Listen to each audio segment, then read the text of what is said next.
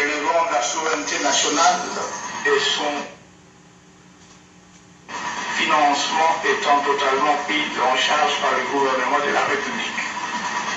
Je vous invite à vous en approprier et à assumer ainsi à travers cet acte l'exercice de votre droit à l'autodétermination.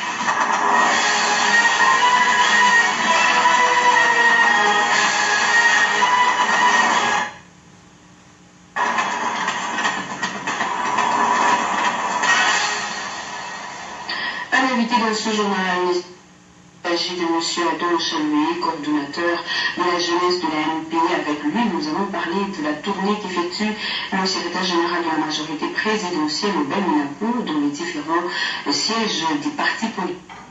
National et secrétaire général de la majorité présidentielle était porteur du message de l'autorité morale et président de la République, Joseph Kabila Kabange.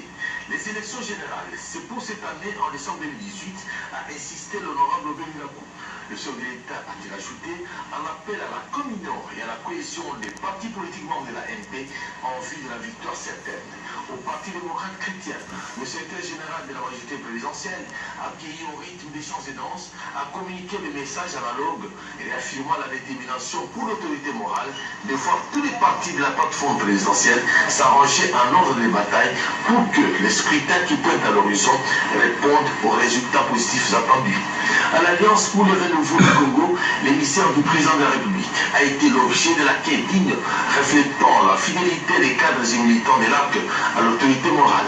La cohésion et la communion mots-clés contenus dans le message du chef de l'État. L'objectif est de porter les couleurs par rapport aux idées forces pour l'émergence telles que définies à travers la charte taillée à la mesure du programme de Joseph Kabila Kabange. Mercredi, pas du tout repos pour l'honorable Belminacourt qui a également rencontré à leur siège les cadres et militants du Parti pour l'Action situé à Limité des Bonhommes. Le secrétaire général de la majorité présidentielle qui a suivi avec attention le mot de bienvenue adressé à lui-même et à toute sa délégation est revenu sur le message du chef de l'État, invitant les uns et les autres à la cohésion dans les actions afin que les souverains primaires s'expriment en faveur de la majorité lors des élections du 23 décembre 2018 selon les calendriers de la CENI. Au Congrès national congolais, la mobilisation qui a couronné l'arrivée de l'envoyé spécial du président de la République a laissé entrevoir l'attente pour ses militants de se retrouver en face du chef de l'État lui-même. Le pouvoir de Joseph Kabila Kabange est venu de l'Éternel, a martelé l'honorable Pius Mabilou avant de relever que son parti était fier de recevoir ces jours son émissaire. Pour le secrétaire général de la majorité présidentielle, les élections s'approchent. Nous devons les gagner. Le président de la République compte sur la participation de tous pour rafler les sièges du sommet à la base. L'heure n'est plus à la distraction, a-t-il précisé, et de conclure, seule la communion et la cohésion de tous les partis membres de la MP sont les atouts majeurs pour y parvenir. Et pour les leaders politiques du parti politique visités, l'heure est au préparatif des élections. Selon le mot d'ordre de l'autorité morale, ils sont tous au micro de Ponsen Tchessomo et Christine Nizzo. Préparez-vous, il ne faut pas être distrait, préparez vos candidatures, préparez les candidats pour les élections provinciales, les élections législatives nationales, préparez vos candidats. À un moment opportun, on vous dira comment nous allons affronter les élections, mais c'était à réitérer sa loyauté et sa fidélité à l'autorité morale, ainsi qu'à la signature de la charte de la majorité présidentielle. C'est ça l'élément le plus important de la journée d'aujourd'hui. Nous sommes honorés par la présence du secrétaire général de la majorité présidentielle. Les CP est rangé pour les élections et avec la majorité présidentielle, nous allons gagner. Je ne veux pas vous dévoiler des secrets du pays ou des cas de désir, mais cela va de soi. Personne ne peut vouloir d'un parti unique. Mais ce qu'il faut, c'est aller vers des partis forts. Et je suis totalement d'accord avec avec la nouvelle loi qui a été votée. Le secrétaire général de la majorité est venu enfoncer le clou avec le message du camarade Joseph Kabila. Au lieu d'avoir comme seul programme KDP, le Kabila doit partir, ils doivent dire au peuple congolais, oui, après Kabila, voilà le projet de société que nous vous soumettons. Pour lancer un message à ceux qui ne veulent pas se préparer pour les élections qui seront organisées le 23 décembre et la majorité présidentielle se prépare pour les élections. Nous l'avons dit à l'ouverture de ce journal, nous recevons pour vous M. Adon Chaloué, coordonnateur de la jeunesse de la majorité et présidentielle. Encore une fois, bonsoir. Bonsoir, madame. Nous venons de suivre avec vous la visite du secrétaire général de la majorité présidentielle dans les différents sièges des partis membres de cette plateforme. Quelle signification donnez-vous à ces différentes visites du secrétaire général? À la veille des élections du 23 décembre 2018, l'autorité morale, le camarade Joseph Kabila a instruit le secrétaire général d'effectuer une série de visites au siège des différents partis membres de la majorité présidentielle pour notamment s'assurer de l'effectivité de l'action politique sur terrain, parce que les élections, pour les gagner, il faut être présent sur le terrain. Et donc, c'est ce que le secrétaire général a commencé depuis hier, et il y a eu une séance pédagogique importante sur la loi électorale, parce que pour aller aux élections, il faut bien maîtriser la loi et il faut mettre en place des stratégies conformément au texte en vigueur. C'est dans cet esprit-là que le secrétaire général va poursuivre déjà demain encore sa tournée pour vraiment s'assurer de la victoire de la famille politique du camarade Joseph Kabila Kabange, les élections que nous devons gagner de la base au sommet. Donc on peut dire que la majorité présidentielle est déjà prête pour affronter ces échéances électorales. Madame, vous savez, depuis plus d'une année, nous avons mis en place une centrale électorale pour, entre autres, mettre en place des stratégies, procéder à une cartographie électorale, l'heure maintenant d'appliquer toutes ces stratégies mises en place par notre centrale électorale et évidemment en harmonie, en communion avec les partis politiques de notre famille politique. Et donc il est vraiment important de poser maintenant des actes, parce que les élections ce n'est pas seulement un discours, il faut poser des actes, il faut être sur terrain, il faut aller au commun profond et il faut avoir un message. Et donc c'est ce que nous essayons de faire et nous continuerons de le faire, parce qu'après la normalisation de la vie politique par le président de la République, pour avoir le pouvoir, c'est par les élections. Pour avoir le pouvoir, ce n'est pas par de marches, par de manifestations ou quoi que ce soit, c'est par les élections. Et nous l'avons compris, et nous ne voulons pas que les partis politiques membres de notre plateforme puissent tomber dans la distraction de cette opposition radicale qui a peur d'affronter le souverain primaire. Monsieur Chaloué, merci d'avoir répondu à notre invitation. Je vous remercie, madame. Pour ce journal à la Chambre haute du Parlement, les sénateurs ont terminé l'examen du projet de loi sur le code minier. L'Assemblée plénière a tout d'abord adopté le rapport de la commission ECOFIN qui l'a examiné en amont. Il était avec Bertin Kofoïsaoso, John Kayuma et Diaki Vanani. La révision du code minier répond entre autres au souci d'accroître le niveau de contrôle de la gestion de ce secteur, moteur de la croissance et de développement de notre pays. Le Sénat a poursuivi l'examen de ce projet révisé ce mercredi en plénière. Avant le vote, les sénateurs ont enrichi le rapport présenté par la commission ECOFIN lors du débat général. Le code révisé, censé rapporter à l'État des recettes substantielles, a plutôt présenté des lacunes et des faiblesses. Déjà à sa promulgation en juillet 2002, il était prévu sa possible révision après 10 ans. À cette époque, la RDC était un pays post-conflit sortant d'une longue période de troubles. Ses capacités financières et de négociation étaient fortement réduites. Ainsi s'explique le caractère trop généreux du Code en faveur des investisseurs étrangers au détriment de la RDC et sa population. Ce code n'a pas produit les effets attendus et les partenariats noués par les sociétés du portefeuille de l'État se sont avérés une expérience négative. Le code révisé apporte une trentaine d'innovations dans le souci d'une meilleure gestion du secteur. Le cadre juridique du secteur minier devrait s'appuyer sur un modèle économique conciliant la recherche de rentabilité des investisseurs avec l'objectif d'une gestion de ressources naturelles favorable au développement durable de la RDC. Parmi les innovations, l'inclusion du stockage, de la détention et du transport des substances minérales dans les champs d'application du Code.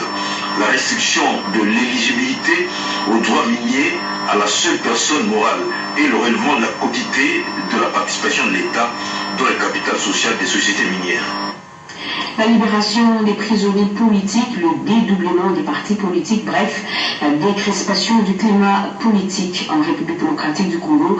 Et c'est le point inscrit à l'ordre du jour de la séance de travail au CNSA, Conseil national de suivi de l'accord du 31 décembre 2016, les détails avec Emmanuel Cap. Attardé sur la mesure de la décrispation du climat politique en République démocratique du Congo et la libération des prisonniers politiques au cours de cette séance plénière qui a réuni les membres du CNSA, à leur tête le président Joseph Olengankoy. Valentin Vangui rapporte. Depuis le 21 novembre, le CNSA a lancé une mission de décrispation politique. On a envoyé des gens qui travaillent pour la libération des prisonniers politiques et des cas dits emblématiques. Il y a des gens qui sont en train de travailler sur le développement des partis politiques, mais également il y a le président aussi qui a fait le déplacement au Katanga. Et donc tout ça, la communauté était concentrée à auditionner les différents rapports de mission sur la décrispation. Parmi les rapports qu'on a reçus, par exemple, il y a déjà le rapport du Katanga qui a donné des résultats. Et il y a encore des collègues qui continuent maintenant, qui doivent finaliser avec le ministère de la Justice en ce qui concerne la libération des prisonniers politiques et d'opinion. Par contre, il y a encore une autre mission qui travaille sur le développement des partis politiques, qui est encore engagée et venir recevoir des orientations de la Kenya pour que dans un délai très court, il termine la mission pour que nous puissions avoir et rendre public les résultats de cela auprès du peuple congolais. Le Conseil national de suivi de l'accord de la Saint-Sylvestre est appelé à accompagner les institutions du pays dans la mise en œuvre intégrale de l'accord du 31 décembre 2016. L'Union africaine déplore les pertes en vies humaines enregistrées lors des marches interdites organisées par le comité de coordination. Le commissaire de paix et sécurité de l'UA, Smail Chergui, demande aux organisateurs de maintenir l'ordre public. Un reportage de nos reporters François Dioulawaki et Pompomba. Regardez. Addis Abeba, au siège de l'Union africaine, arrivé dans la capitale éthiopienne le mardi 23 janvier pour prendre part aux travaux du 30e sommet des chefs d'État de l'organe panafricain, le vice-premier ministre, ministre des Affaires étrangères et intégration régionale, au cours de cet entretien avec le commissaire paix et sécurité, Smail Chergui, fait le point de l'évolution du processus politique électoral qui, faut le dire, bénéficie d'un soutien inconditionnel du continent noir, le retour de la paix au Kasaï, malgré quelques poches résiduelles, le fonctionnement harmonieux des institutions, des sujets abordés dans la sérénité et l'encouragement de l'Union. La visite de M. le vice-premier ministre, ministre des Affaires étrangères, nous a permis ce matin d'évaluer la situation à la lumière des derniers événements.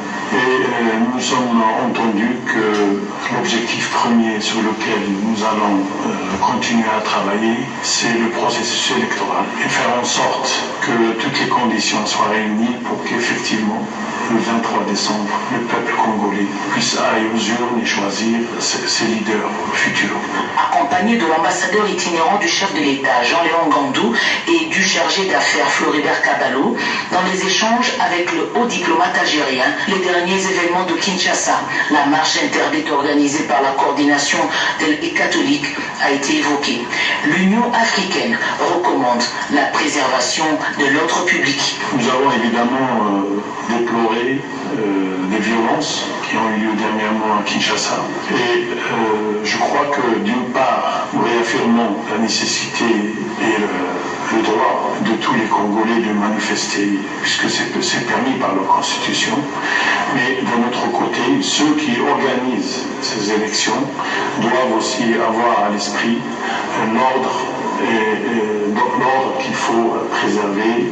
Et donc le dialogue entre ceux qui souhaitent organiser ces manifestations et les autorités locales pour bien cadrer, pour protéger les biens et les citoyens, je crois que ça c'est une obligation qui doit être respectée par tous. Les responsabilités sont donc mises en jeu. La stabilité du pays passe avant tout. Entre-temps, ouvert depuis le 22 janvier par les travaux des experts, Addis Abeba prend les couleurs africaines. La 30e session est placée sous le thème « Remporter la lutte contre la corruption, voie de transformation de l'Afrique ».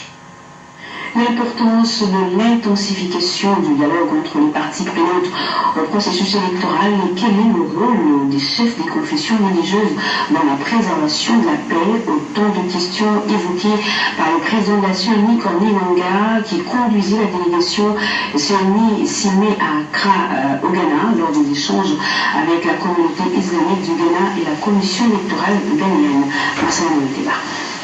Cette rencontre du 23 janvier 2018 à Accra au Ghana entre la délégation mixte CENI-SIME, conduite par Corneille Nangaa Belou, patron de la Santé électorale congolaise, et l'imam national du Ghana, son éminence Cheikh Ousmane Chariboutou, constituait une opportunité d'approfondir des réflexions sur le concept paix, d'autant qu'à la base, il subsiste l'idée de la coexistence pacifique entre les confessions religieuses ghanéennes.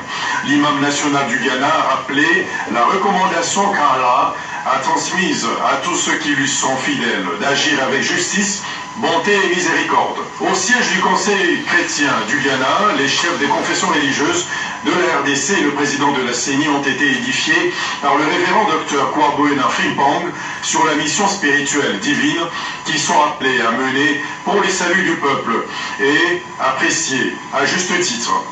La délégation mixte CENI-SIME a ensuite été reçue par la commission électorale du Ghana. Des voies et moyens pour aboutir à un processus électoral apaisé était le principal sujet au cœur des échanges.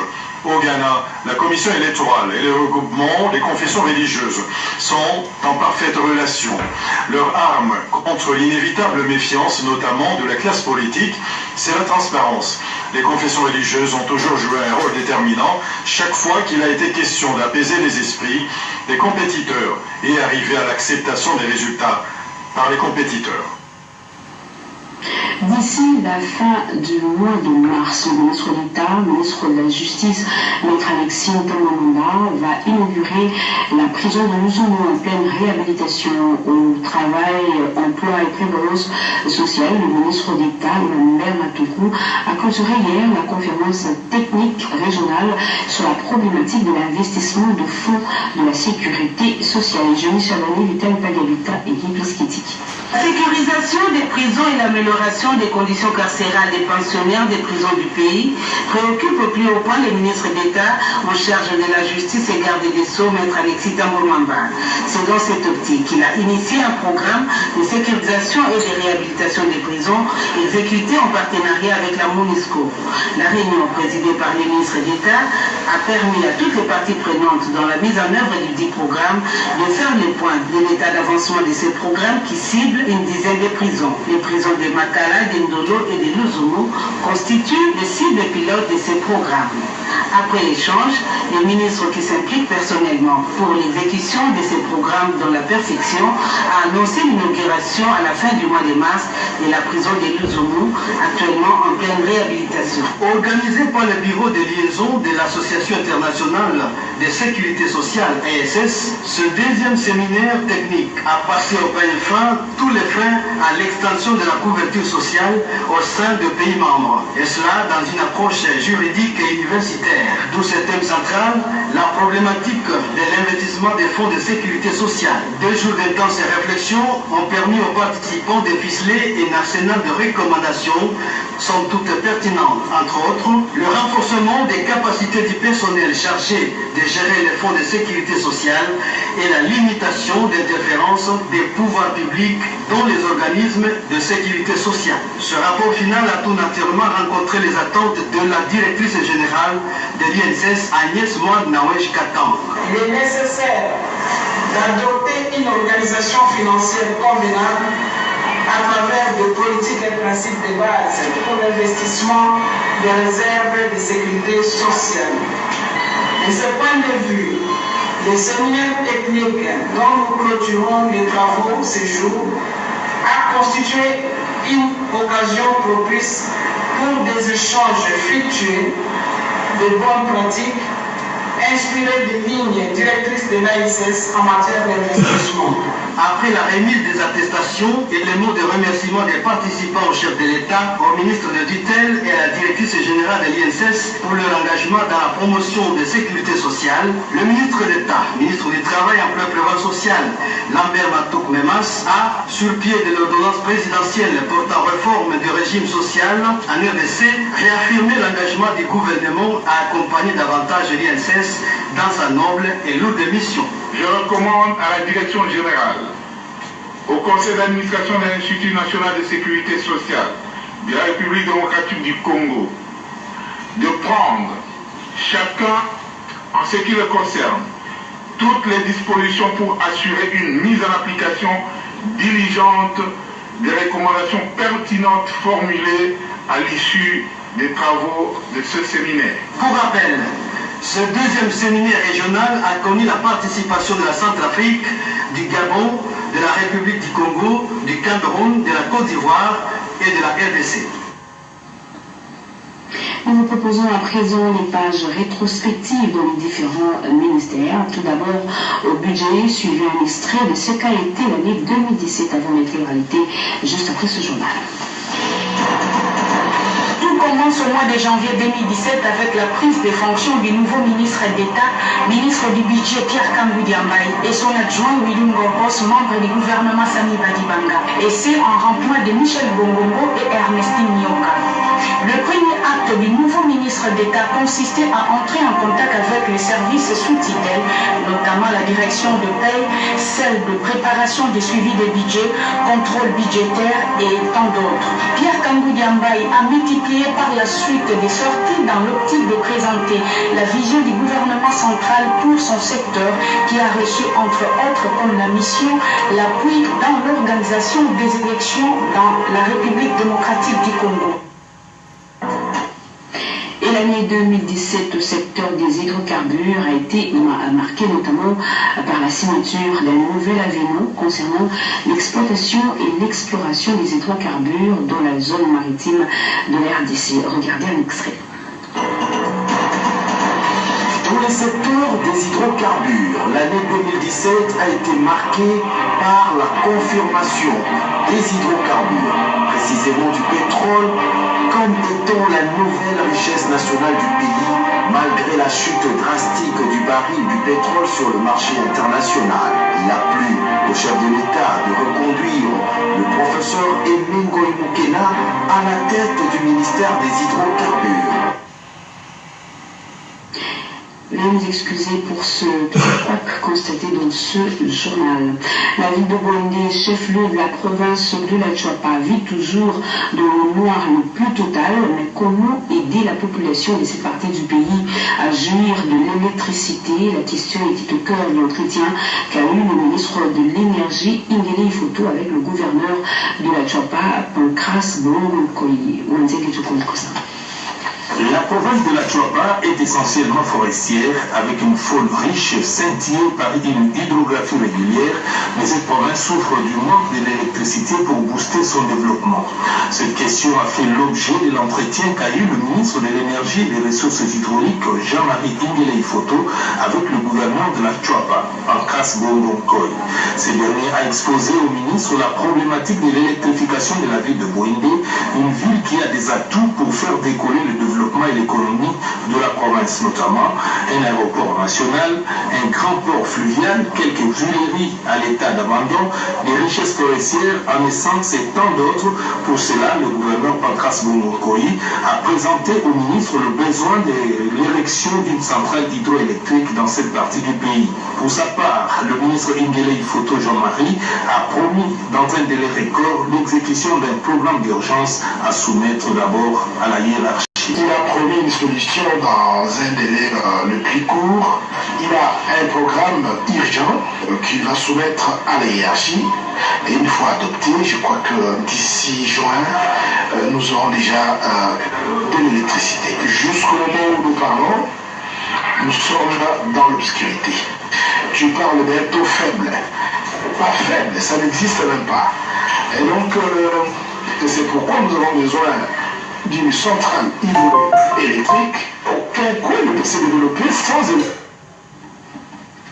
Et puis ce communiqué, le ministre des Affaires foncières, Maître Loumet Doumanegui, demande aux assujettis aux droits, taxes et redevances dues à son ministère de passer des réceptions de ce communiqué aux différentes circonscriptions foncières de leur ressort afin de s'acquitter de leurs obligations de l'exercice 2018. Les assujettis exemptés de la redevance sur les concessions ordinaires sont tenus avant de se présenter aux circonscriptions foncière de se faire enregistrer au cabinet de son Excellence Monsieur le ministre des Affaires foncières, muni de l'original de la décision qui leur accorde cette exemption. Plus tard, le 15 mars 2018, ce communiqué est signé Maître Loumet Doumanegui.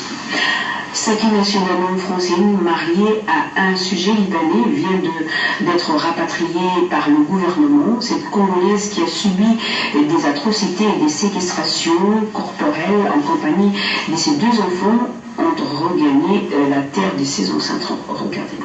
Après avoir sorti les compatriotes en situation de détresse de la Libye, voilà que le Liban s'est illustré. Tenez, Sakina Chindano Francine, cette Congolaise mariée à un sujet libanais, s'est fait séquestrer et retenue en otage à Beyrouth. Pour cause, la belle famille a opposé un refus pour ses compatriotes d'exercer la garde des enfants et le ramener à Kinshasa. Alerté, le ministre en charge des Congolais de l'étranger, Emmanuel Kasongo, au nom du gouvernement congolais, s'est battu bec et ongle pour voir Sakina Francine en homme libre. Elle est rentrée au pays en personne libre. Nous sommes très émotionnés d'accueillir aujourd'hui nos petits-enfants ainsi que notre fille Francine qui était séquestrée au Liban. Nous remercions le chef de l'État qui avait instruit le ministre délégué des Congolais à l'étranger pour faire tout pour qu'ils puissent rentrer ici en RDC. Notre soeur Francine Sakina Chindano, séquestrée au Liban par son sujet mari libanais. Et le monsieur ne voulait plus que la femme revienne au pays. La femme était partie en fait pour 2 mois en vacances, mais c'était devenu une année. Il y a eu de la maltraitance de façon que la femme ne pouvait plus supporter. Merci pour nos petits-enfants et notre sœur. Ils ont tout dit, ils ont remercié le chef de l'État.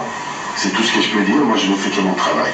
Mère des 2 enfants, Youssef et Zahara, issus de son union avec les sujets libanais, ils sont tous bien portants et heureux de retrouver leur patrie. Sujet de joie de la famille de Chindano, le père de Francine et Fatouma Espérance, ainsi que sa sœur Rosine.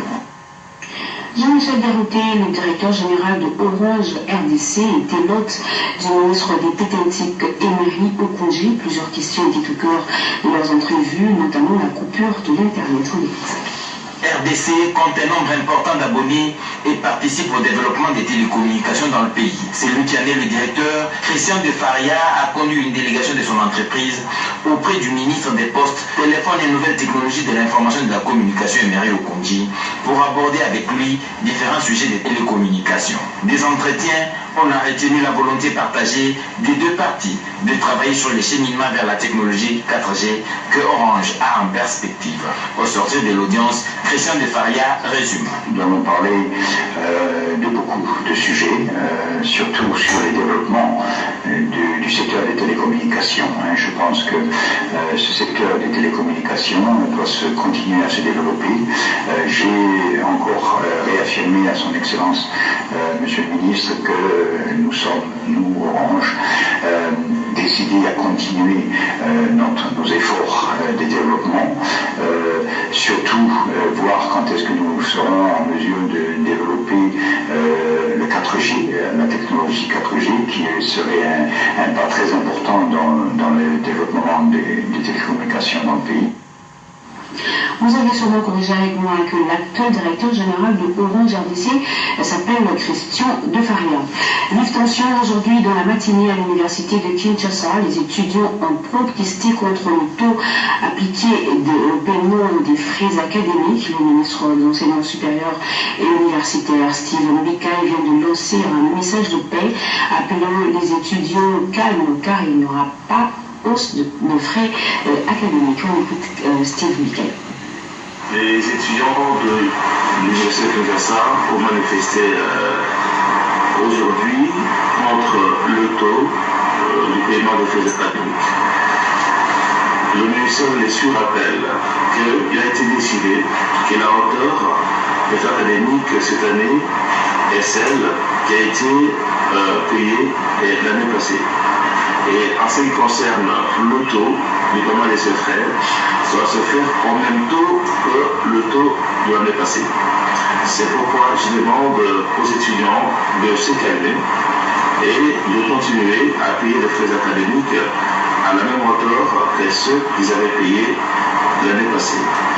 Et je déplore les résultats qui seraient arrivés sur les sites universitaires lors de l'opération du maintien de l'ordre. Et j'ai conseillé aux étudiants d'éviter ce genre de choses et de pouvoir contacter la tutelle chaque fois qu'il y a des problèmes pour qu'ils soient résolus par voie de dialogue. Je demande à tous les étudiants d'être dans leurs auditoires à partir de ce jeudi matin et de continuer à payer les frais académiques au même taux que le taux qui était appliqué l'année dernière. Le Fonds de promotion de l'éducation nationale a mené plusieurs actions en faveur des établissements d'enseignement primaire, secondaire et professionnel, ainsi que ceux de l'enseignement supérieur au cours de l'année 2017. Il compte réaliser davantage au cours de cette année nouvelle. David Mouvega. L'année 2018 devra être celle de la maximisation des ressources financières afin d'appliquer avec efficacité la politique de proximité dans le secteur de l'éducation. Telle est la ligne de conduite que vient de tracer le directeur général du Fonds de promotion de l'éducation nationale, FPEN en cible, Valentin Gandou Kayembe, à l'ensemble du personnel de cet établissement public.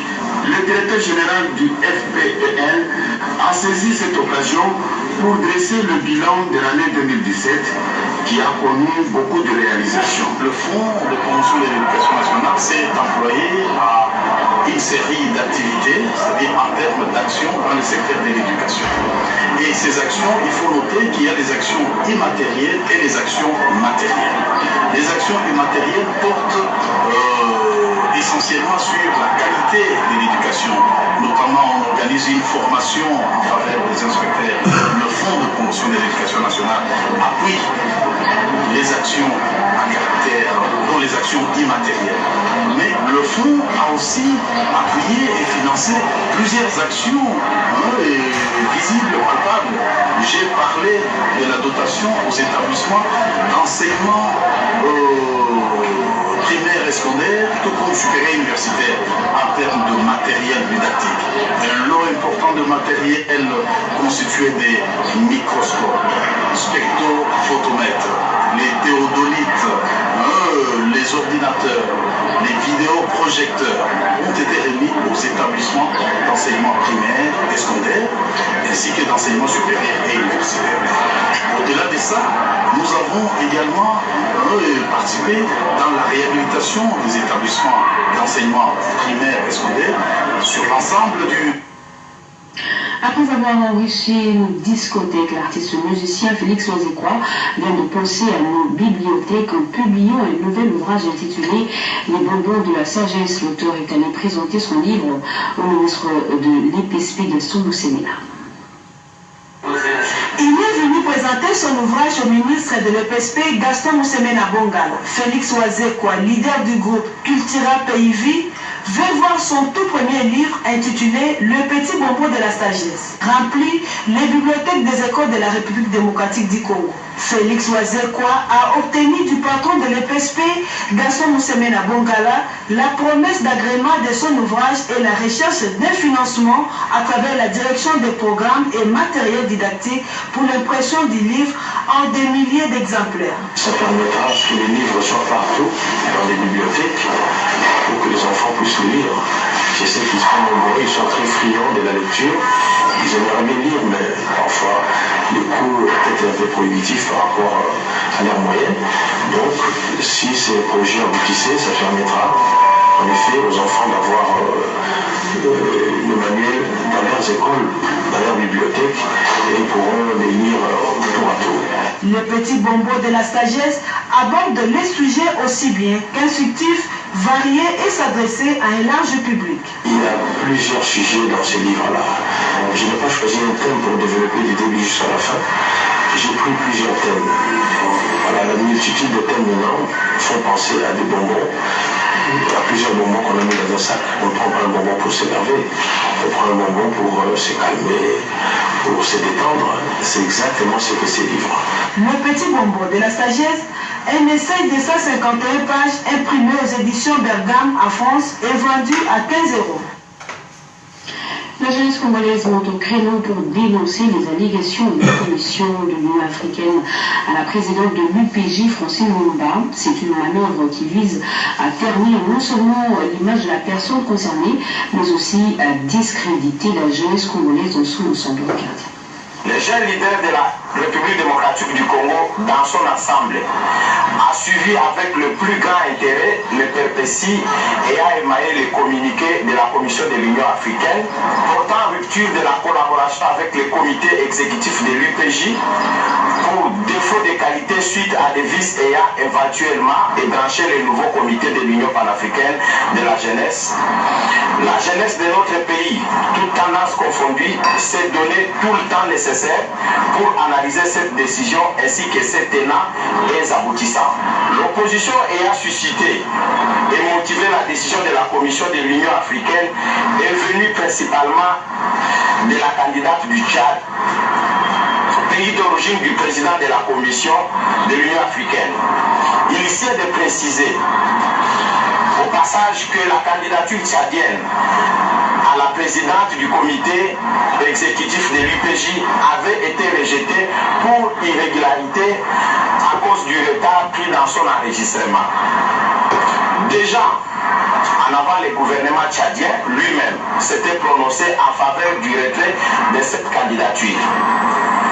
Il est alors surprenant de voir cette candidature rétractée revenir à la charge pour revendiquer quoi que ce soit. Enfin, les élections du comité exécutif de l'UPJ ne sont pas organisées par les comités sortants, mais par une commission électorale tout aussi neutre qu'indépendante dont les rapports disponibles fait foi. De ce qui précède, les jeunes leaders de la République démocratique du Congo, unis comme un seul homme, réaffirment leur soutien total avec la compatriote Francine Mouyoumba, seule et unique présidente valable élue de l'UPJ, qui manifestement est au centre d'une conspiration grossière. Communiqué écologique avant de boucler complètement ce journal, la famille Fouillouankanda à la profondeur d'annoncer aux frères et sœurs, amis et connaissances et surtout à toute la communauté